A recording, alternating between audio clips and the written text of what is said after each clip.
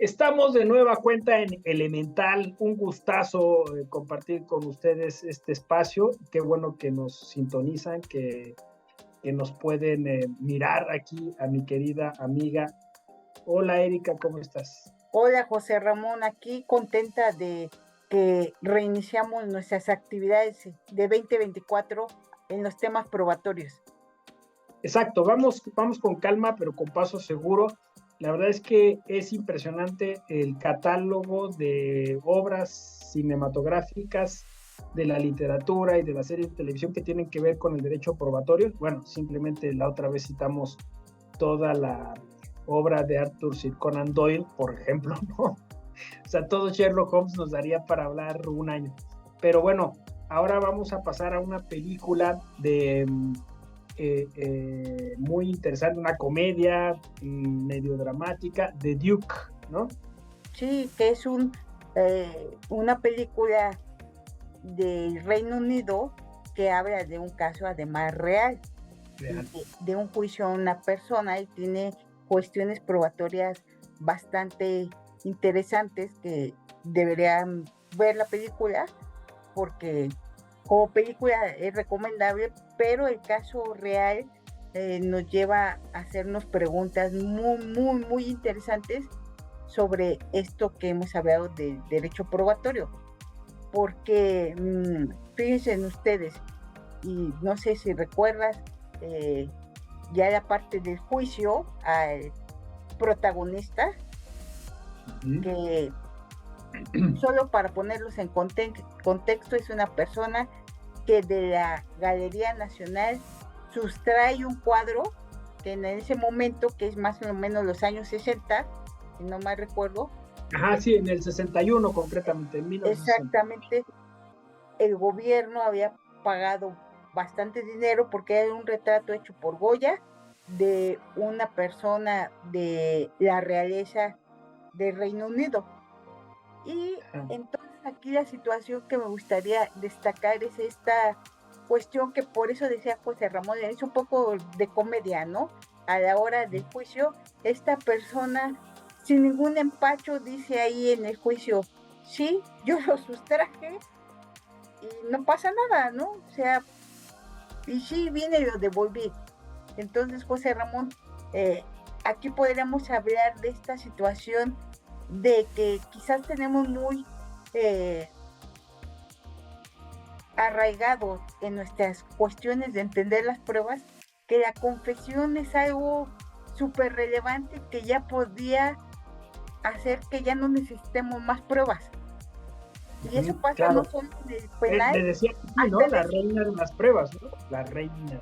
Sí, pero aún así, fíjate, José Ramón, aún cuando a mí, que ya no soy jovenzuela, me tocó ya estudiar y me decían en procesal, no, la confesional dejó de ser la reina de las pruebas. Y eso está muy bien, así es. Pero realmente eso es una cuestión solo retórica o realmente hemos borrado de nuestro entendimiento de pruebas que no es la prueba más importante, la confesional. ¿Me explico? Sí.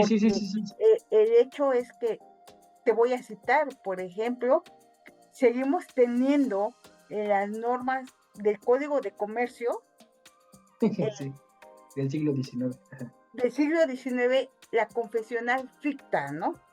El hecho de que tú no contestes la demanda a tiempo, los hechos vas a tener una confesión de la persona, y hay tesis que dicen que ya solo esa confesión pues va a tener mucho más peso para saber si realmente, por ejemplo, tienes esa deuda de un pagaré.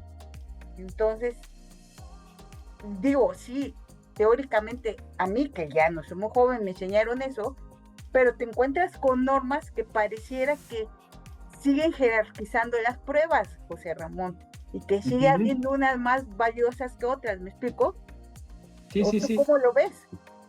Fíjate que, por si le decimos a nuestro auditorio, estamos hablando de la película de Duke, de Roger Mitchell, del 2020, que recrea estos hechos, como decía Erika, de 1961, el robo del retrato del del Duque de Wellington, por eso se llama así la película, obra de Francisco Goya, este señor jubilado, vamos a decirlo así, que también hay que entender que juega un papel interesante la edad, ¿no? O sea, las personas de la tercera edad, el rol que tiene él con su hijo, ¿no? Que está tratando de, digamos, de enseñarle otra forma de ser el mundo, su esposa que quiere reivindicarlo, pero él que parece tiene un trastorno de desobediencia desafiante, ¿no? O sea, a él le gusta, es anómico, él quiere desafiar el sistema, quiere volver a tener un gran robo que pues le devuelva esa autoestima perdida, y en gran parte sí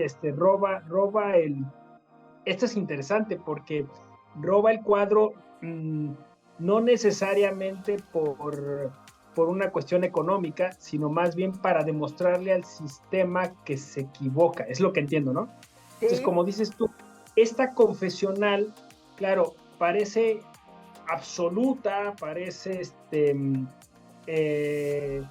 poliabarcante, ¿no? O sea, sí, pero de repente este asunto incluso mediático, este asunto social, este asunto de qué hicimos como sociedad, que dejamos de poner atención en esta generación de viejos, por decirlo así, y terminas pensando que incluso hasta parece una especie de cuestión de demanda de justicia, ¿no? Entonces, la confesional dentro del proceso se ve enorme, pero fuera de él se ve pequeñita, o sea, se ve como la absurdidez, por decirlo así, del proceso y de los abogados frente a una demanda de justicia social, ¿no? O sea, bueno, así yo leí la película, ¿no? Yo lo entiendo así, porque finalmente me pareciera, cuando un abogado toma su caso, que es un caso perdido, pues porque él confesó, él dijo sí, además yo lo fui a devolver, o sea, nunca negó nada, y aún así cuando le preguntan cómo se considera, él dice que no culpable. Y esta situación que diríamos, bastaría entonces con que alguien venga a confesar, porque hay una trama que al final se sale a la luz, como dice José Ramón. Este señor quiere darle un ejemplo diferente a su hijo, y que su hijo de algún modo también quiere ser diferente a lo que está viendo que pasa socialmente, y pues sí, vamos a tener que decirlo, José Ramón, para que sí, spoiler. Se entienda, pues que finalmente, fíjense ustedes, el grado de que, ojo, cuando no podemos darle mayor trascendencia a una sola prueba, porque resulta que este señor no fue quien se metió a la galería. O sea, al final el hijo acaba contándole a su madre, cuando ya ve que su papá va a estar perdido en el juicio, porque ya aceptó que fue él, que lo devolvió, que hay todas las pruebas, pues le acaba diciendo a su madre, es que fui yo el que lo hice, y entonces acordamos que se iba a culpar. Pero fíjate, José Ramón, que en el tema probatorio, si nos quedáramos con la idea de que hay jerarquías de pruebas y unas más importantes, estaríamos alejándonos de realmente tener certeza en los juicios que hacemos y de aplicar el debido proceso y demás. Es lo que te iba a decir. Con esa sola prueba, ¿o qué opinas tú? No, es que justo es lo que te iba a decir, o sea que valía la pena hacer el spoiler, porque aunque quien ya vio la película se acordará de estos quiebres, o sea, de que tú pensabas que pues, la historia era así, y de repente te dicen no es así, ¿no? Y entonces en el cine eso se agradece mucho, ¿no? Y que claro, o sea, termina siendo un héroe, casi un héroe el protagonista anciano, ¿no? Que también son contadas las películas donde vemos o sea, personas de la tercera edad que tienen pues como esta valentía, ¿no? Pero justo estaba pensando yo eso, ¿no? Porque si constitucionalmente, si convencionalmente el principio de inocencia es lo que debe guiar todo el proceso, entonces ¿por qué diablos ponemos tanta atención a veces en una prueba o en dos o en tres pruebas? O sea, la convicción debería de ser hasta satisfacer lo que llaman ustedes, creo, los pruebólogos, hasta satisfacer la verdad, ¿no? O sea, la verdad, no sé si en este caso, bueno, la verdad procesal debería de ser amplia, ¿no? No nada más debería de ser, ya con esto me conformo, ¿no? O sea, debería de haber una cultura de la investigación, como dice Carmen Vázquez, que satisfaga plenamente, eficientemente y eficazmente todos los requisitos y recovecos para decir, no nos faltó nada de analizar, estamos convencidos de esto, ¿no? Claro, que con lo que estás tocando es un punto muy importante porque, mira, creo que en el país nos hemos concentrado mucho a que le enseñemos toda esta cuestión probatoria y las nuevas teorías y de epistemología y todo lo que aporta la filosofía a los jueces que toman decisiones. Pero del otro lado, no tendríamos que también enseñarlo a los abogados, a los fiscales, para que tomen otras líneas. A las autoridades, a los policías, que tomen otras líneas de investigación, porque tú acabas de decir eso. Si entonces la presunción de inocencia es lo que permea, entonces tendría que ser importante que se investigara todas las posibilidades lógicas de lo que sucedió y no quedarnos con que vino un señor, dijo que él fue y se queda ahí. O sea, ¿qué estamos haciendo? Y por el otro lado, aquí va a surgir la situación que muchos litigantes van a objetar. Oye, sí, pero a mí como litigante, a mí no me importa, la verdad, porque ya no me importa ganar un juicio, ¿no?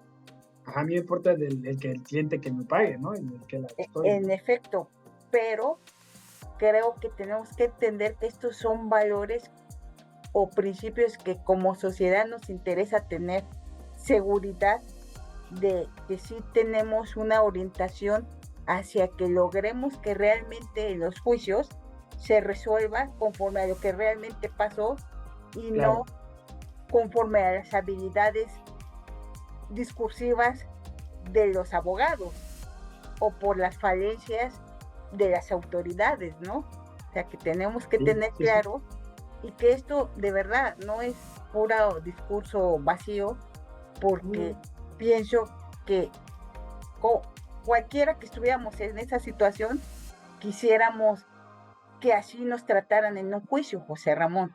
Entonces, no sé qué nos puedes tú decir al respecto desde el aspecto filosófico del proceso judicial. Cierto. Mira, yo he encontrado una explicación, no sé si sea suficiente, pero me parece al menos distinta, y te la voy a compartir. Mira, yo creo que la fórmula de la justicia de Aristóteles, que al final después replica Celso y la encontramos en un piano, que es dar a cada quien lo que le corresponde o a cada uno lo que le corresponde, dependiendo la traducción, ha sido mal entendida, porque el cada uno, el cada quien no quiere decir que son solo dos partes y que los únicos interesados del proceso son esas dos partes, porque según Aristóteles esa sería solo la justicia conmutativa, pero hay una justicia distributiva que según yo no es distinta, sino es complementaria. O sea, no es que hay una justicia conmutativa y otra justicia, no, sino que la justicia tiene estas dos caras. Yo eso lo deduzco por el cuadro mural que está en la sala del Apache, de justo de las dos justicias coexistiendo ahí en el Palacio de Justicia de Siena.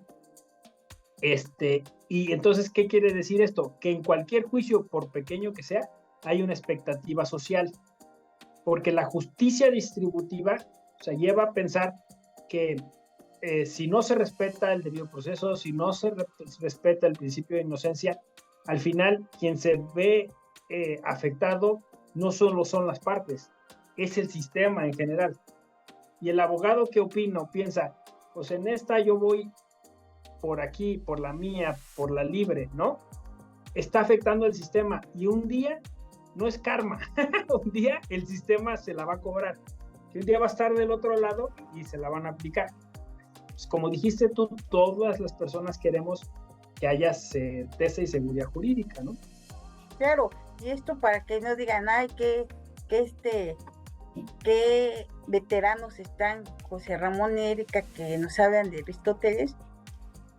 Desde las posiciones procesales hay un libro, José Ramón, de un autor llamado Damasca, que hizo una investigación de derecho comparado que se salió de las clasificaciones tradicionales de solamente decir el civil law o como law. Se salió de eso y entonces lo que hizo fue una investigación a partir de qué está detrás de los juicios en diferentes sistemas jurídicos y como lo dividió como en dos, sin identificar países, sino hay sistemas jurídicos que lo que les interesa es el proceso como política pública, es decir, que se lleven a cabo y se realicen las cuestiones que hemos puesto como derechos o que nos interesa, que hemos puesto en las normas, porque los códigos también son política pública que hace el legislador. Entonces es absurdo que pongamos en la Constitución que queremos presunción de inocencia y lo pensemos que nada más es algo retórico. Diría Damasca, no, pues es que esa es una política pública que el Estado quiere, que realmente se realice la presunción de inocencia. Y hay otros sistemas jurídicos que lo que les importa en el proceso es como que el juez o jueza sea como llamo yo un árbitro de partido de tenis, que nada más esté llevando las reglas llamadas debido proceso y que gane el mejor.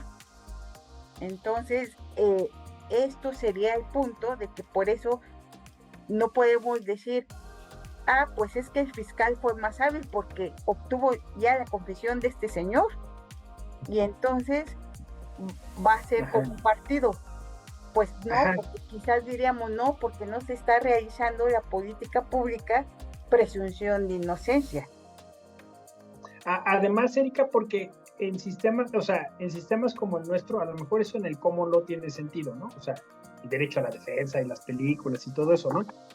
Pero en sistemas como el nuestro, y en esta película en particular, donde contrastan mucho, como ese sistema técnico, con toda esta idea de una especie de derecho social, ¿no? De los ancianos, ¿no? Eso no es tan cierto, ¿no? O sea, no es tan cierto de que pues que sea libre ya el proceso y que gane el que más razones o argumentos y que con esas razones y argumentos sepulte a la contraparte, porque eso no es sustentable. O sea, al final de nuestras sociedades pues creen en la democracia, creen en otros valores que son necesarios e importantes también trabajar a través del proceso. Y entonces me parece que no sería sostenible decir ganó el que impuso su razón. Que eso es lo que no me gusta de la teoría de la argumentación jurídica, que a veces es que sí, ¿y qué pasa con el perdedor? O sea, el perdedor entonces lo aniquilas. O sea, el perdedor no tiene opciones de reinsertarse, no sé. Y si se equivoca el sistema, como pasa muchas veces con el error judicial, entonces ya no solo lo aniquilaste, sino además cometiste una injusticia. Yo creo que esto que ahora hablan como justicia terapéutica, o sea, tendría que ser más cierto. O sea, es más, la gramática tendríamos que dejar o abandonar esta idea de ganador-perdedor, ¿no? O sea, yo creo que el proceso debe ser una forma de articular, de compensar, de no sé, otras palabras que no sean gané, perdí, ¿no? Claro, y para seguir esto, porque van a decir, bueno, están ustedes muy filosóficos, pero esto no, pues dijeron, eso no creo dijeron, que la gente nos dijeron que era de pruebas, pero ya dijimos, para que también no vengan y nos digan, no, oigan, no, es que ya sacaron ustedes esas cosas etéreas de los valores, no, pues ahí estamos. Si somos un poco más neoliberales, pues también les vamos a dar argumentos. Ya les dimos los argumentos, también esos son políticas públicas. La presunción de inocencia no es un buen deseo. Ajá, sí. Y ni si no les gustan los valores, pues no es un valor, es una política pública. Que Ajá, se sí, debe sí, sí, cumplir. lo vemos fríamente. Ajá. O sea, exacto, o sea, le estamos dando argumentos de todo tipo. Y ahora, siguiendo con esto de la confesional, también tenemos que, aquí entra esta situación de que no me digan que está de moda el razonamiento probatorio, porque no está de moda, sirve para respetar el debido proceso y que también ya nos quitemos esa idea de decir, es que hay pruebas directas y pruebas indirectas. Aquí la confesión es una prueba directa y ¿qué más quieres? Si te está diciendo él que Él fue, pues él fue. pues que él fue y qué más quieres, no veas nada más. O también quitarnos esa idea de es que está mal que hagamos razonamientos indiciarios, porque atentaría, ¿no? Lo que tenemos que ver es que estaba corroborado lo que él confesaba, porque finalmente después el hijo viene a decir, no, realmente lo hice yo. O sea, realmente lo hice yo y mi papá se echó la culpa porque yo soy su hijo, ¿no? Entonces, ahí que diríamos, José Ramón, entonces es que las autoridades no están corroborando una prueba y no están respetando entonces el debido proceso. Sí, porque también parece que a veces el sistema corre, ¿no? O sea, va contra reloj y entonces todos los principios se los pasa por el arco del triunfo porque está buscando, como dices tú, esa prueba directa o esa prueba indefectible o eso que corrobore su... Y en este caso, pues es la confesional, pero en muchos otros casos es la fabricación de una verdad, por decirlo así, ¿no? Apresurada, ¿no? Entonces, claro, aquí nos van a venir a decir, pues es que muchas veces los sistemas están sobresaturados, no tienen todo el tiempo para estar analizando pues todo el contexto, todas las hipótesis lógicas, como dijiste tú, ¿no? Uh-huh. Entonces, pues yo siempre digo, pues entonces vamos a buscar soluciones de fondo, ¿no? Porque entonces si la justicia nada más sería paliativa y estaría maquillando cosas y no entrando de fondo. Y entonces tendríamos que cambiarle nombre, porque entonces no sería administración de justicia. O sea, sería otra cosa, ¿no? Y entonces, si sí va a ser de justicia, pues tenemos que entrarle de lleno al asunto, no sé si... Sí, claro, porque si no seríamos aplicadores del derecho. Y punto. Exacto. Sí, y me parece pues que no es así.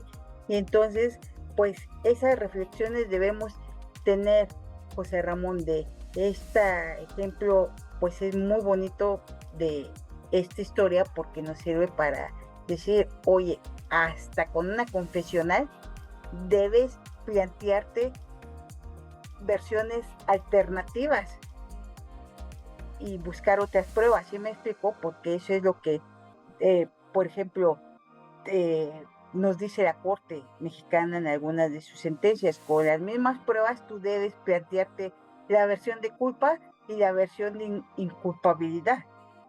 Uh-huh. Y entonces, y no solamente hacer formalmente lo que tú nos estás diciendo, o sea, de que nada más voy a resolver un caso por tener un número más resuelto. Uh-huh. Porque detrás está que nos guste o no, llámenle como ustedes quieran. En la Constitución hay una norma que habla, que se llama presunción de inocencia, llámenle valor, principio o política pública, y entonces, ¿cómo vamos a realizarla? Uh-huh. Y no nada más le tocaría a la persona que juzga, le tocaría ver al fiscal desde que emprende un caso, que tiene esos parámetros a seguir y que su trabajo está orientado a ese valor o política pública llamada presunción de inocencia. Oye, me acuerdo de otras dos películas, seguro nuestro auditor se va a acordar de más, pero a ver, me acuerdo de la vida de David Gale, que es un profesor de Derecho, creo, que sí es un profesor de Derecho. Que quiere mostrar esto, ¿no? Que quiere demostrar que el sistema se equivoca y entonces él pues hace un montaje para hacer creer que su colega, que él mató a su colega cuando su colega se suicidó, y para demostrar que por la pena de muerte, o sea, puede ser infligida a personas inocentes, y entonces pues el sistema lo mata y con eso él gana, ¿no? Pero es otro caso en el que él confiesa y el sistema no hace, o sea, dice, qué bueno, ya confesaste, ahora sí te aniquilamos, te matamos, ¿no? Y la otra es la raíz del miedo, donde también el tipo confiesa, pero porque él quería matar al acosador o violador de sus compañeros, que era un sacerdote. Uh-huh. Ajá, y que entonces, pero porque él confiesa con la intención de que lo declaren también loco, y después pues sabemos que engañó al abogado, ¿no? Y es otro caso también donde la confesional se asume como absoluta y lleva a conclusiones bien peculiares, ¿no? Sí, pero lo trascendente es que imagínate, si en penal que tenemos esa orientación, principio, valor o política pública, como sea la preferencia teórica del público, que se llama presunción de inocencia, suceden estas cosas. ¿Qué sucede entonces en otras materias, como dije al inicio, con esta confesionales? Claro. ¿Qué va a suceder? Entonces, que podemos decir que entonces ahí seguimos en un proceso de un tipo que no le importa el resultado, sino simplemente resolver el caso, ¿no? Sí, salir rápido del trance. Uy, la otra ahí está el detalle, porque Cantinflas confiesa que mató al perro, solo ¿sí? Que el perro, pues era un perro, ¿no? Era Bobby el perro, no Bobby la persona, ¿no? Claro, pero también ahí la confesional, lo quieren, ahí, pues igual, todavía estaba la pena de muerte en México, y lo querían, ejecutar. Oye, pues qué interesante, Erika. Pero déjame decirte algo, José Ramón, sí, que acabas de tocar, y para que finalicemos, es que, fíjate, que en penal hay algo que se llama el proceso abreviado, donde la persona tiene que aceptar su responsabilidad penal para obtener beneficios. Ajá, exactamente. Pero entonces, ¿qué estamos haciendo? Este proceso violaría este valor, política pública. Seguro. Que se llama presunción de inocencia, o no, o me van a venir a decir, eres una ilusa, necesitamos esas figuras que despresurizan el sistema de justicia. Pero otra vez volvemos, o sea, ¿qué es lo principal en el sistema? ¿La inocencia o despresurizar el sistema y que todo salga rápido? Y me van a decir, y también está en la Constitución, entonces, digamos, aquí les dejamos de tarea, lean a Damasca para que se convenzan si quieren tener un proceso que sea partido de tenis, que sea simplemente resolver conflictos y ya, o que realmente se realicen políticas públicas, o qué es lo que queremos, y de eso va a depender si van a querer estudiar razonamiento probatorio, o mejor pues nada más estudiar regueas y ya, pues ya felices, ¿no? Claro. Muy bien. Un gustazo, José Ramón. Sí, qué bien. Ojalá pues que sigan estos programas y estén al pendiente, porque pues se vienen muchos productos cinematográficos, literarios y televisivos a analizar desde esta perspectiva probatoria. Gracias. Gracias, José Ramón. Nos vemos a la próxima. Hasta luego.